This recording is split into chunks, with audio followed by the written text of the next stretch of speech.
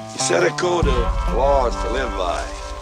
I won't be wronged, I won't be insulted, I won't be laid a hand on. I don't do these things to other people.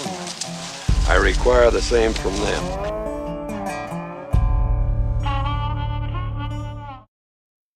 Welcome to Sparky Ranch and the new bike, the H2 SEXX, or SX SE, Special Edition SX. There we go.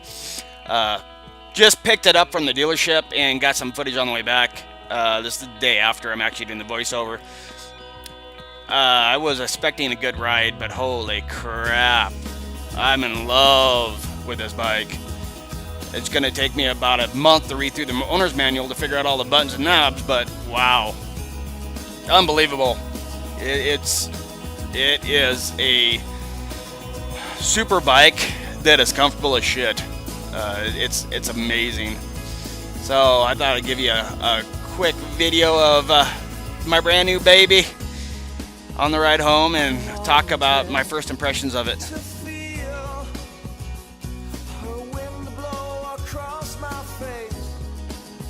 Okay, I'm getting it ready to come up on this car. They've been going about 500 the speed limit. I'm just going to try to pass them. Now, I was looking at this car the way he was driving. I was like, is this guy going to do something dumb? And unfortunately, I have a problem with my brand new boots.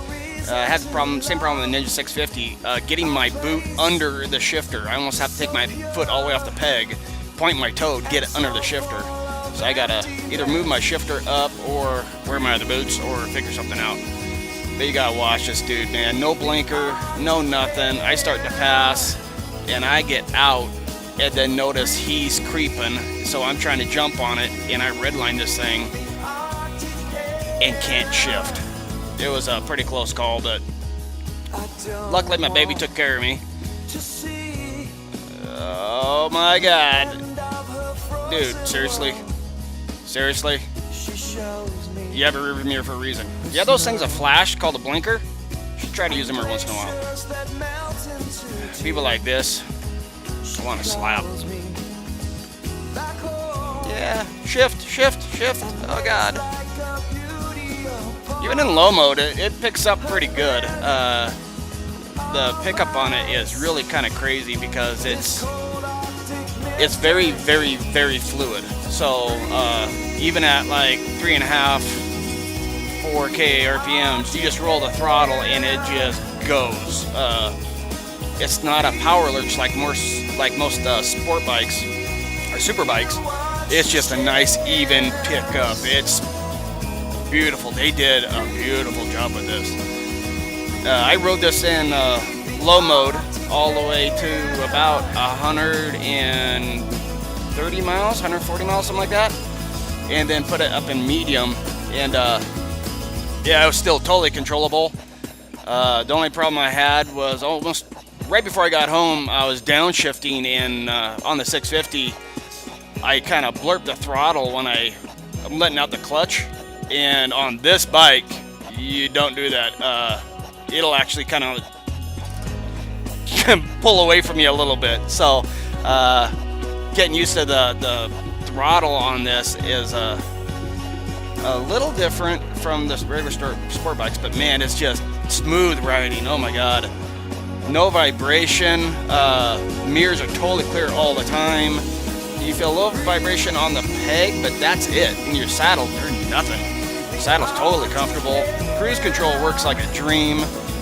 The heated grips are amazing. There's actually 3 different levels for the heated grips, and I was trying to figure them out and actually had it on the high setting and was roasting my hands for a little while before I figured out how to set it back down to 1, because I was going from down here, it was low 50s, I think, and by the time I got up to McCall, it was at 43. Even at that temperature, wearing summer gloves, my hands just started to get a little chilly on my knuckles and the very tips of my fingers at low setting. So the heated grips were great. I got the display set right now for touring mode, is how the dealership set it up. I'm probably going to switch that to the sport mode because I like that display a little bit better. What else? Man, this thing was just amazing to drive. Amazing. If you guys ever get a chance to ride this thing, do it. I would suggest throwing it in low mode, just kind of get a feel for the throttle, because it is odd the way it picks up. It's totally linear, or what everybody's saying. It's so nice. But even medium mode, it's not outrageous. It's a fun bike. If you ride this bike and you roll that throttle to pass somebody and you ain't giggling, there's something wrong with you. I was laughing 90% of the time coming home, just going, this is a kick in the frickin' pants. It's just amazing. They really did a good job. Tested out the quick shifter a little bit, but with my boots it was kind of hard to get under there, but it seemed really fluid. Boy, I'll have more coming up. I gotta set up my mic for my on-road travels, so I don't have to do voiceovers. But yeah, it's just amazing bike, totally amazing. The color scheme is crazy in the sun. You look at this bike and you go, wow, it's a good-looking bike. When the sun hits it, the paint is phenomenal. So yeah, I got 170 miles on the first day. When I got off, my ass wasn't sore, nothing. The only problems I had was my elbows, because I have bad elbows and knees. My knees actually weren't bad. The sitting position is a little forward, a little more forward than I thought it was going to be. But there's plenty of room to adjust while you're riding. And it was my really bad elbow. I just split about 4 or 5 cords last week, so my elbow was screaming at me when I picked this thing up. So it wasn't surprising that I had issues with my elbow on the drive. But I don't think it was the position of the bike at all. Hands never got numb or sore, wrists, nothing.